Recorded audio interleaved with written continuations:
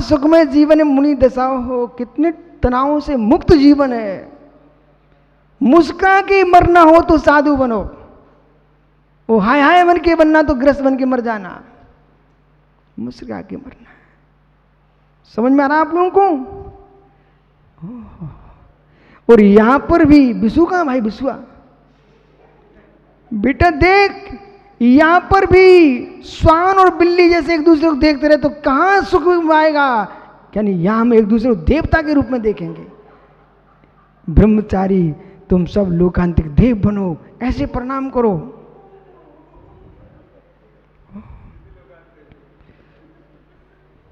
इस प्रकार से यहां तक अधोलोक की व्याख्या पूर्ण हुई। अब मित्र मध्यलोक की व्याख्या प्रारंभ हो रही है। त्रिकलोक, किसकी व्याख्या? त्रिकलोक। जम्मू दीप लबोदाध्याय शुभ नामानो दीप समुद्रा।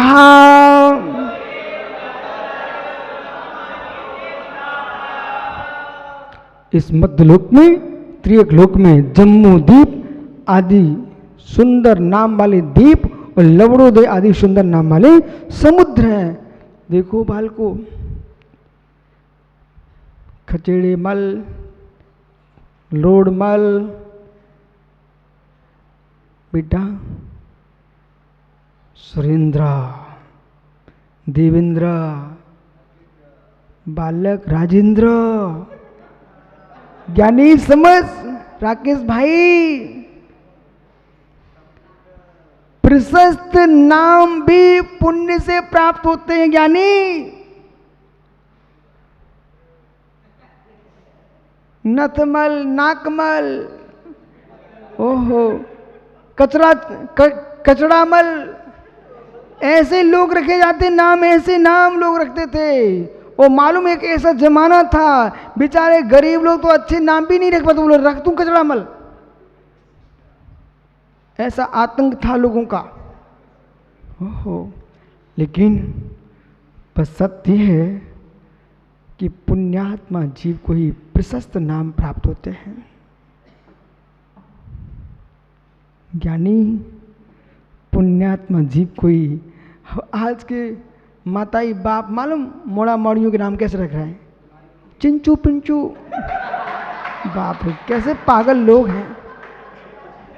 चीकू, ओ काजू, किशमिश। अरे ज्ञानी ज्ञानियों समझो, नामकरण के चिंकू पिंकू टिंकू नहीं है विधि। ये ऋषभ मालूम राकेश पंडित जैसे पंडितों का काम है, इनको समझाओ। जिनसे स्वामी ने महापुराण में, आदि पुराण में नामकरण की विधि लिखी हुई है। 1008 तीर्थंकर के नाम होते हैं, सहस्र नाम। उस सहस्र नाम की पर्ची बनाइए आप और उसको मटके में भर दीजिए, और फिर जिस बच्चे का नामकरण करना है एक पर्ची निकलवा लीजिए। जो सुंदर नाम की पर्ची निकल आए वही बच्चे का नाम रख दो आप। इसलिए 53 क्रियाओं की व्याख्या है आदि पुराण में। भी संस्कार आपको ध्यान रखना चाहिए, संस्कार ध्यान रखना चाहिए बेटा। हो गांधी, असली नाम क्या भाई तेरा हैं? बताओ, इतना सुंदर नाम तुम्हारा पुष्पेंद्र, तुम कहाँ गांधी में चिपके हो? है ज्ञानी, इसलिए वे अभाग्यमान है जिनका नाम वर्धमान है, ऋषभ है। जब मालूम ऐसे अपने बच्चों के नाम रखिए आप लोग, कम से कम बूढ़े होने पर कहीं तुम भूल जाओ भगवान को तो राग बस बेटे का भी नाम लोगे तो भगवान का नाम तो ले लोगे। हो। मैं तो बहुत खुश हूँ, मेरे गुरु ने बहुत अच्छा नाम दिया है। मालूम जब मेरी दीक्षा हुई थी ना सुब्रत सागर, तो श्रेयांश गृह में पूरी सभा में हल्ला हल्ला, बोले श्रेयांश सागर नाम रखेंगे, श्रेयांश सागर नाम रखेंगे। पर मेरे मन में तो यही चल रहा था कि यही नाम रखा जाएगा पक्के में, सेटिंग नहीं थी, एक अंदर का भाव था। और जैसे ही नामकरण हुआ तो आचार्य श्री बोले विशुद्ध सागर। मैंने कहा आनंद आ गया। अब बेटा विषय समझ क्यों? अरे भाई परिणाम में तुम्हारे संक्लेश भी आने लग जाए तो बेटा अपने नाम का ध्यान रखो। नाम क्या तुम्हारा? इसलिए हमने नाम रखा साम्य सागर, कि कहीं क्लेश बढ़ने लग जाए। समत्व सागर नाम इसलिए तो रखा है भाई, समत्व सागर। तुम्हारा नाम क्या है? उसी का ध्यान कर लो। ओहो, समझ रहे कि नहीं? टुकड़े टुकड़े की बातें मत करो। तुम्हारा नाम संपूर्ण रखा है, किसी को तोड़ो मत। ओहो, आइए, तो शुभ नाम जो है आनंद देता है। शुभ नाम क्या है? सबके मैंने प्रशस्त नाम दिए, प्रशस्त नाम आपको मालूम होना चाहिए। यत्न करो यश की प्राप्ति का। समझ में आ रहा है कि नहीं यतीन्द्र सागर जी? बेका तुम्हारे पंडित पुत्र, योग्यता प्राप्त करो। मनुष्य बनने तो बन चुके हो, योग्य सागर नाम क्यों दिया गया है?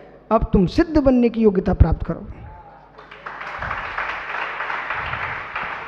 जम्बूद्वीप आदि शुभ नाम वाले द्वीप और समुद्र हैं। दूर दुर्विस्कंभा पूर्व पूर्व प्रक्षेपणो ओलिया कृत्या।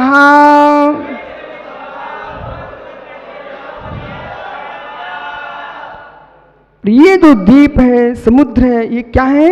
दूर दुर्विस्कंभा। ये द्वीप से दूने दूने विस्तार व्यास वाले हैं और पूर्व को बेष्टित किए बलिया कृत्या। जैसे चूड़ी रहती है ना, चूड़ी गोल गोल, इसी प्रकार से ये परस्पर में एक दूसरे को घिरे हुए हैं। तन मध्य मेरुनावृत्तो विंशत सहस्र विस्कम्भो जम्बू दीपा।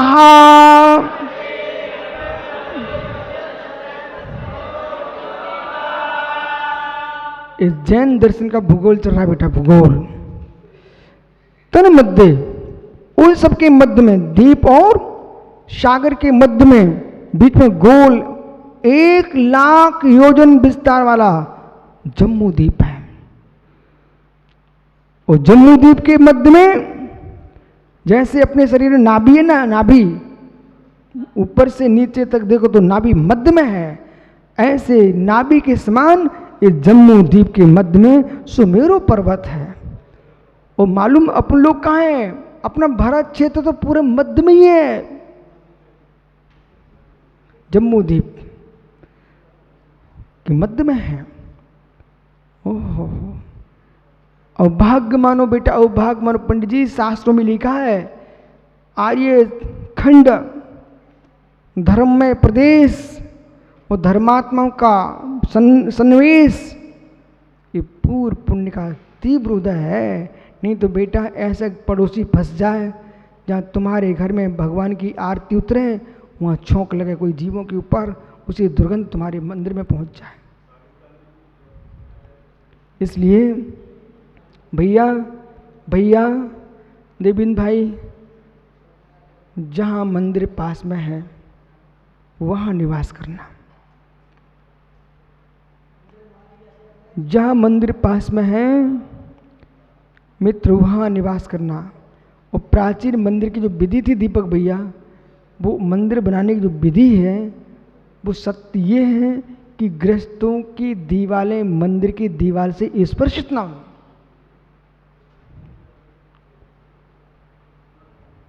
परिक्रमा वेदी की नहीं, परिक्रमा मंदिर की होना चाहिए। आपने बरासों का मंदिर देखा ऊपर का?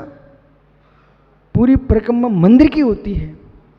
वो भाई रविचंद्र भैया ऐसा मत करना, वो परिक्रमा मंदिर की कोई बीच में सलाह दे दे कि बगल से चिपका के हाल बना लो। नहीं, परिक्रमा का स्थान छोड़ के ही रखना।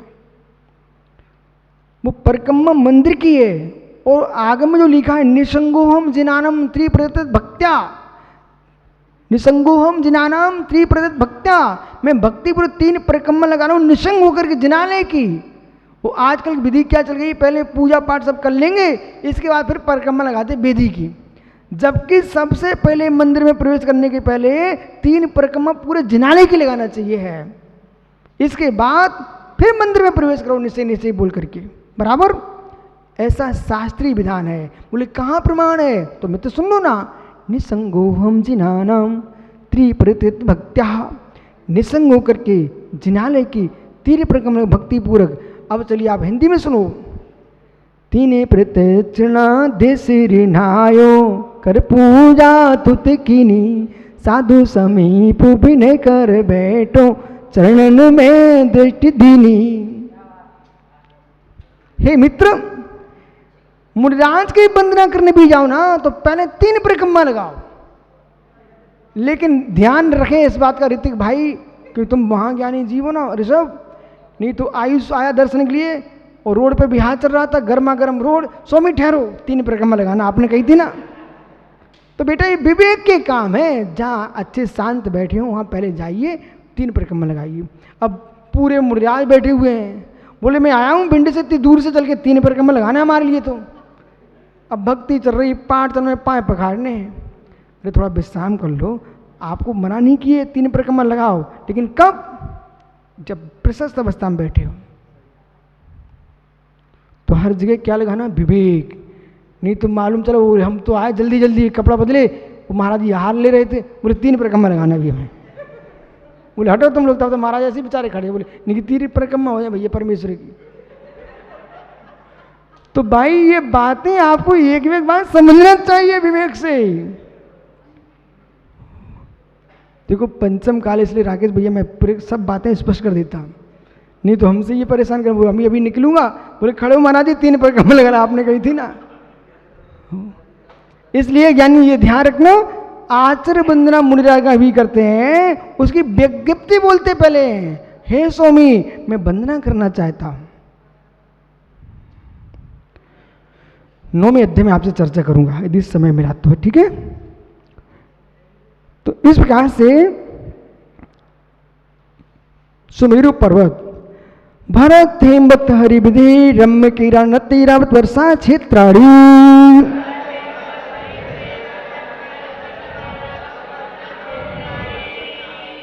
ये 7 क्षेत्र हैं। भरत वर्ष, हेमवत वर्ष, हरि वर्ष, विधि वर्ष, रम्यक वर्ष और ऐरान्य वर्ष और ऐरावत, ये 7 क्षेत्र हैं। ये जो नाम 7 क्षेत्र के हैं ये अनिमित्तिक हैं, किसी के निमित्त से नहीं बने, ये शाश्वत नाम है भरत क्षेत्र। ये भारत जो नाम है वो भरत चक्रवर्ती के नाम से, लेकिन भरत क्षेत्र जो ना ये शाश्वत नाम है। हम लोग कहाँ रहते हैं? आर्यखंड के, जम्मू द्वीप के आर्यखंड के भरत क्षेत्र में है, ठीक है। और भरत क्षेत्र में भारत देश में है। तदुराजना पूर्वा प्रायता हिमन्मा हिमन नील रुक्मिणी शिखरणोवस्धर पर्वता,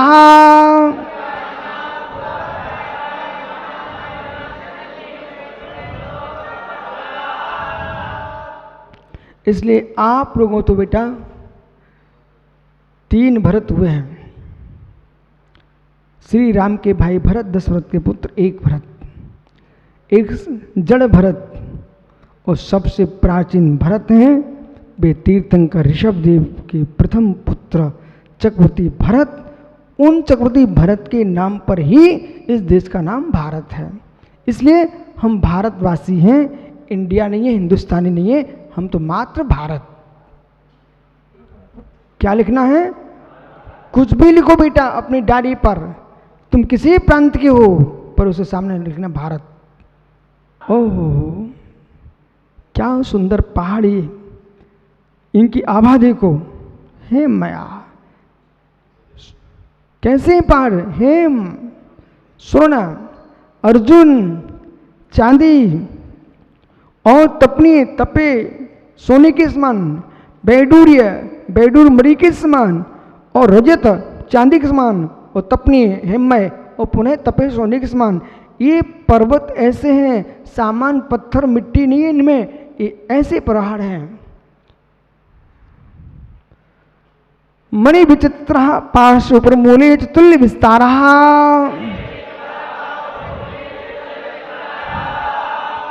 और ये जो पर्वत हैं मड़ियों से खचित हैं। ओहो, अच्छा कलयुग के लोगों से बच के हैं। मालूम हो भाई, आज तो तेरे पन्ना की पहाड़ियाँ तो बच नहीं रही, एक एक हीरा निकाल के खोखला कर दिया पूरे पर्वतों को। ओहो हो, फिर ये कैसे बचते हैं? कितने खतरनाक जीव हैं पंचम काल के। हो, अच्छा हुआ कि चक्रवर्ती भरत के जो जिनालय हैं 72 कैलाश पर्वत स्वर्णमयी, वहाँ कोई श्रावक नहीं पहुँच रहा, नहीं तो मालूम न भगवान बचते न जिनालय बचते। ओहो, कहीं राकेश पंडित जी महाराज बन जाते, कम से कम इनको तो छूट मिल जाती, ये चले जाते। अरे उनको भी नहीं भेजना पंचम काल के मुनियों को, बे कुछ नहीं बचता तो अपनी प्रशस्ति मिटा के आ जाते। बोले हमारी प्रशस्ति लिख दो इस पर। ओहो, इसलिए ना पंचम काल के मुनि पहुंच रहे हैं।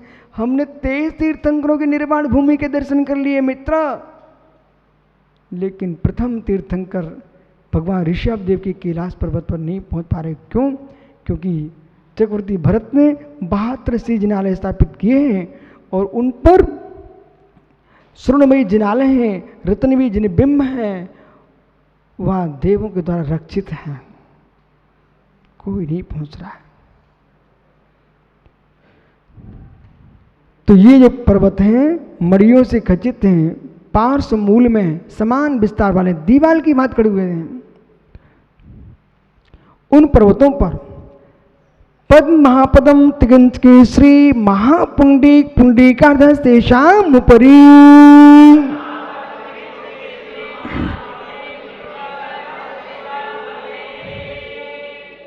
तेषाम् उपरि, उन पर्वतों के ऊपर ये तालाब हैं, सरोवर हैं, पद्म महापद्म तिगंत केसरी महापुंडरीक पुंडरीक, इस प्रकार से इन पर तालाब सरोवर हैं। अब कितने विशाल सरोवर हैं सुनिए। प्रथमो योजन से श्यामाय सदर विस्कम्बूर्धा,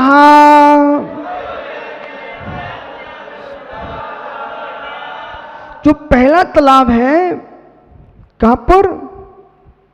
पद्म सरोवर। कौन से पर्वत पर? हिमन पर्वत के ऊपर जो प्रथम सरोवर है, जहां मित्र उसका विशालता देखो, ये छोटी मोटी नदियां निकली, नदियां। प्रथमो योजन सहस्रायम, पहला तालाब 1000 योजन लंबा है। तालाब की अवगाहना बता रहे हैं, 1000 योजन लंबा है। तदर्थ स्कंभो, उसका आधा नहीं 500 योजन का विस्तार उसका है।